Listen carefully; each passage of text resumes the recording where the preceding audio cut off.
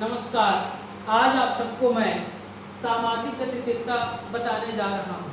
सामाजिक गतिशीलता के अंतर्गत हम देखेंगे कि एक समाज में किस प्रकार के परिवर्तन होते हैं और समाज में परिवर्तन होने के साथ साथ हम देखते हैं कि उस समाज की संस्कृति, परंपरा और सभ्यता भी बदलते जाता है। और चूंकि परिवर्तन प्रकृति का नियम है, ठीक उसी के अनुरूप हम देखते हैं इस टॉपिक में, जो बहुत महत्वपूर्ण विषय है और निश्चित है यह सिर्फ पाठ्यक्रम की दृष्टि से नहीं, जीवन जीने की दृष्टि से भी हम अपने समाज को किस प्रकार से जानें, समाज किस प्रकार से गतिशील रहा है, उसी को हम 3 भागों में बांट कर पढ़ेंगे कि किस प्रकार से प्राचीन काल में हमारे समाज की क्या स्थिति रही होगी, लोगों का रहन सहन कैसे रहा होगा, खान पान कैसे रहा होगा, उनकी संस्कृति, उनकी परंपरा कैसे रही होगी, क्या क्या सभ्यताएं रहे होंगे। फिर हम मध्यकाल में देखेंगे कि क्या क्या परिवर्तन हुए और मध्यकाल के बाद हम देखेंगे आधुनिक काल। आधुनिक काल में हमारे समाज की क्या स्थिति है, समाज के लोगों की क्या स्थिति है, क्या परिवर्तन हुए हैं और क्या परिवर्तन होना चाहिए। इस निबंध के माध्यम से एक एक चीज़ों पर हम क्रम से दृष्टि डालेंगे। तो गतिशीलता, समाज का मतलब हम देखें कि सामाजिक गतिशीलता अर्थात कोई भी जो समाज है वो एक पीढ़ी दर पीढ़ी कुछ न कुछ उसमें निश्चित है परिवर्तन होते रहता है। कोई भी समाज अगर एक ही स्थिति में रहे तो उस समाज का जो अस्तित्व है वो एक समय के बाद धूमिल होते जाता है। तो हम देखते हैं कि गतिशीलता हर प्रत्येक चीज़ों के लिए जरूरी है। अगर गतिशील हम नहीं हैं तो हम जो हमारा जो शरीर है वो सिर्फ ढांचा रह जाएगा। ठीक उसी प्रकार एक जो समाज है उस समाज गतिशील नहीं रहने के चलते अगर उसमें गतिशीलता नहीं है तो वो मृत प्राय के समान है। तो हम देखें कि प्राचीन काल में हमारे समाज की क्या स्थिति थी। प्राचीन काल को वेदों का काल कहा जाता है और वेदों का काल जिसमें वेदों, उपनिषद और पुराणों का काल रहा। तो उस समय जो हमारा जो समाज है वो हर दृष्टि से हम देखते हैं ऊंचाई की ओर वो आगे लगातार बढ़ता रहा। ऊंचाई की ओर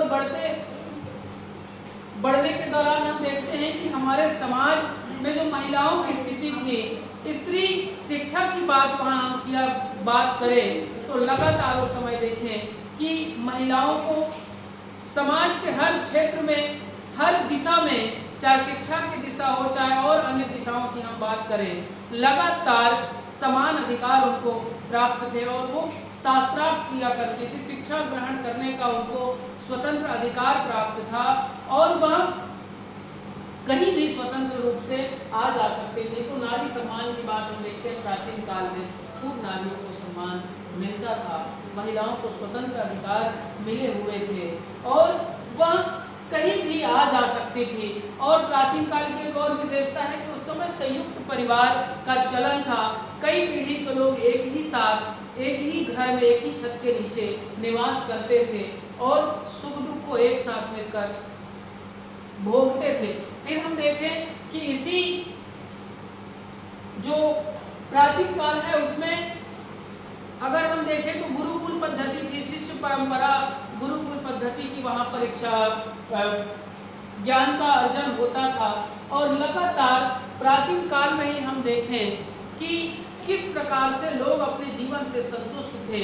लेकिन जैसे ही प्राचीन काल का अवसान होता है, प्राचीन काल बीत जाता है, फिर हम देखते हैं जब मध्यकाल की बारी आती है और उसी मध्यकाल प्राचीन काल में केवल और केवल हमारे समाज में भारतीय लोग ही थे।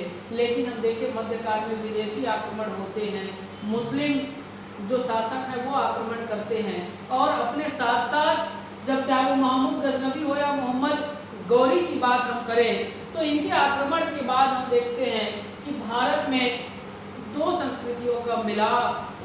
संस्कृतियां आपस में मिलते हैं और एक संस्कृति दूसरी संस्कृति को प्रभावित भी करती है।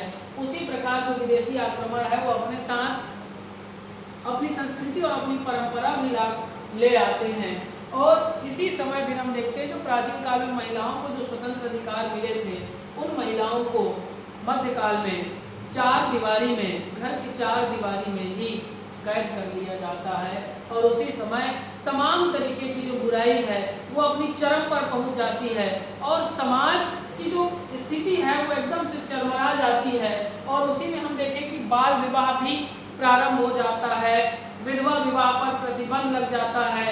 उसी मध्यकाल में एक बाल विवाह में मतलब छोटेपन में शादी कर दी जाती थी। उसके बाद हम देखें कि अगर विधवा हो जाने से वो महिला को, उस स्त्री को जीवन भर के लिए पारिवारिक जुड़ाव से उनको वंचित कर दिया जाता था। उसी में सती प्रथा जैसे घिनौनी प्रथा का प्रचलन हुआ कि उनके पति के देहांत के बाद उस महिला को उसके साथ उसी की चिता में बिठा दिया जाता था। तो तमाम तरीके की जब बुराई हम देखें तो मध्यकाल में जो हमारे समाज की स्थिति है वो अच्छी नहीं रही और वो पतन का काल हम एक प्रकार से कह सकते हैं कि जो मध्यकाल है वो हमारे सामाजिक पतन का काल रहा।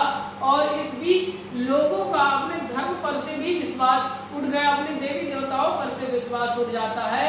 और इसी बीच अंग्रेजों का आगमन होता है, ईस्ट इंडिया नामक कंपनी लेकर आते हैं, लेकिन वो शासन को अपने पूरे बागडोर में ले लेते, शासन का बागडोर अंग्रेज संभालते हैं और वहीं से मुस्लिम शासकों का जो शासन है वो समाप्त होता है और अंग्रेजों का विस्तार होता है। फिर हम आधुनिक काल की ओर जब आते हैं तो आधुनिक काल में आप सबने देखा ही होगा कि कैसे अंग्रेजों का आतंक रहा, साम दाम दंड भेद की नीति अंग्रेज अपनाए और सब तरह से जो भारत की जो रियासत काल 562 रियासत की जो बात होती है उसमें कैसे लोगों को आपस में तोड़ने का प्रयास किया गया, लोगों मतलब हमारे समाज को विखंडित करने का काम अंग्रेजों ने दोनों हाथ खोल कर किया।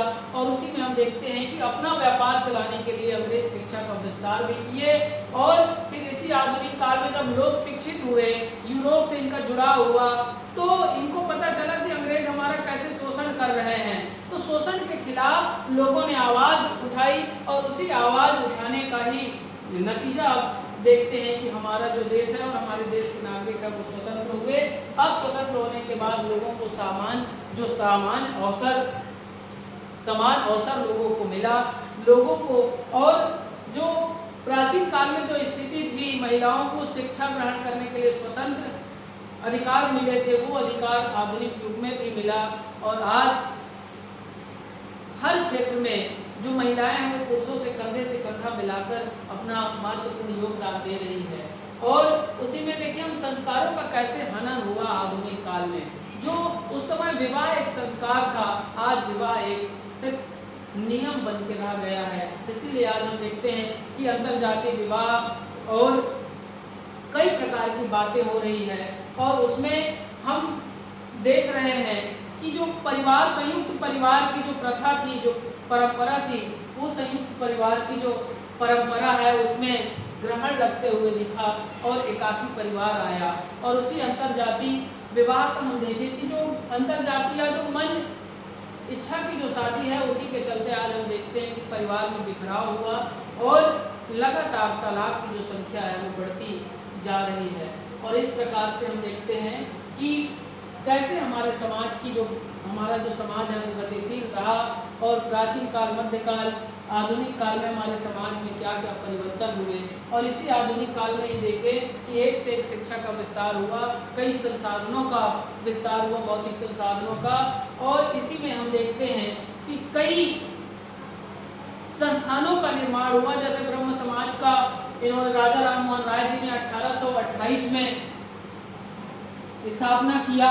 फिर 1867 में केशव चंद्र सेन जी और महादेव रनाडे जी ने प्रार्थना समाज की स्थापना किया और 1875 में दयानंद सरस्वती जी ने आर्य समाज की स्थापना की और 1897 में स्वामी विवेकानंद जी ने रामकृष्ण मिशन की स्थापना की।